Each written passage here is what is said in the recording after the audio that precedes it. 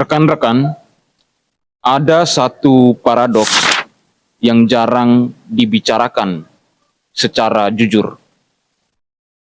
Orang Timur sering distigma dengan kata keras. Tetapi, sebagian justru bangga dengan label tersebut. Orang Timur memang keras. Kalimat ini bisa terdengar sebagai ejekan, tetapi juga bisa terdengar sebagai kebanggaan.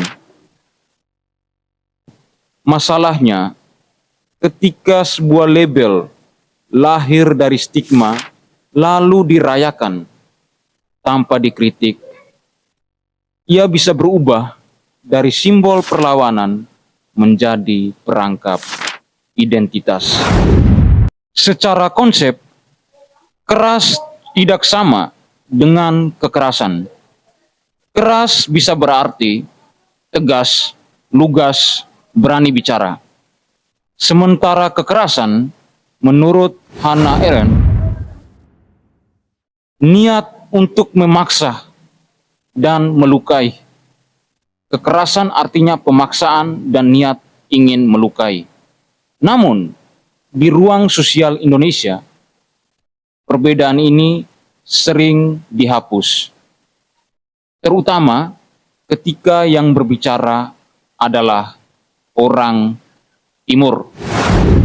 Rekan-rekan, mari kita bicara jujur dengan contoh konkret. Di banyak kota besar, kita sering mendengar narasi, anak NTT bikin ribut, pemuda Papua mudah emosi, dan anak Maluku kalau kumpul pasti akan berantem.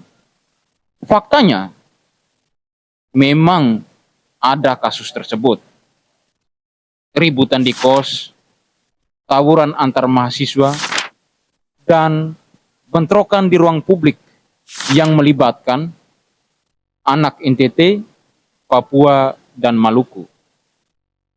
Tetapi rekan-rekan, yang menjadi pertanyaan bukan pada apakah kasus itu ada, melainkan bagaimana kasus itu ditafsirkan.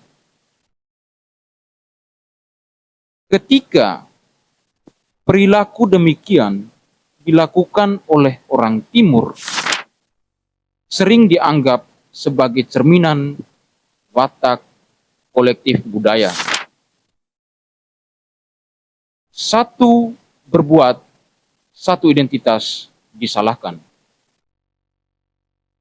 Padahal, perilaku tersebut sering dilakukan oleh kelompok lain juga, seperti tawuran, mabuk-mabukan, dan kekerasan, itu terjadi di mana-mana. Menariknya, cara menilainya, jika perilaku tersebut dilakukan oleh kelompok lain, pasti akan dianggap masalah pribadi, oknum, atau emosi sesaat. Hal tersebut harus kita pahami bersama. Disinilah teori labeling oleh Howard S. Becker relevan.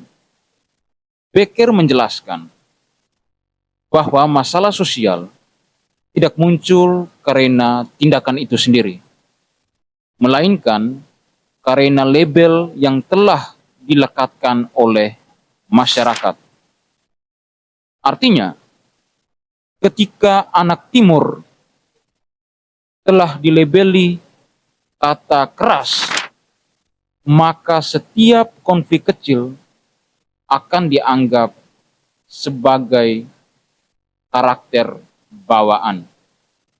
Hal ini diperkuat dengan teori framing oleh Erving Goffman. Perilaku yang sama dinilai berbeda, tergantung siapa pelakunya dan dari kelompok mana ia berasal. Ketegasan dari kelompok dominan disebut kepemimpinan, ketegasan dari kelompok pinggiran disebut kekerasan. Rekan-rekan, masalahnya menjadi lebih mendalam ketika sebagian orang Timur sendiri menyatakan bahwa kami memang keras. Pierre Bourdieu menyebut ini sebagai kekerasan simbolik yang sudah terinternalisasi. Budaya dari luar diambil alih, dijadikan identitas, dan dipakai untuk membenarkan perilaku destruktif. Kondisi tersebut, Paulo Freire menyebutnya internalisasi penindasan.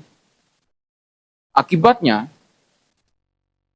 anak NTT yang memilih dialog akan dianggap lemah, anak Papua yang tenang akan dianggap tidak autentik, dan anak Maluku yang memilih mengalah akan dianggap tidak setia kawan. Pertanyaannya sekarang bukan pada apakah orang Timur itu keras atau tidak. Tetapi pertanyaannya adalah, siapa yang diuntungkan ketika label tersebut diterima mentah-mentah? Selama kata keras dianggap dengan penjelasan yang instan, maka negara, masyarakat, dan kampus akan susah menyelesaikan persoalan diskriminasi, ketimpangan, dan rasisme struktural. Kebebasan sejati adalah hak yang tidak dikurungi oleh label. Mari kita refleksikan bersama, apakah selama ini kita sudah terjebak dengan internalisasi penindasan ataukah tidak? Bisa direfleksikan kembali.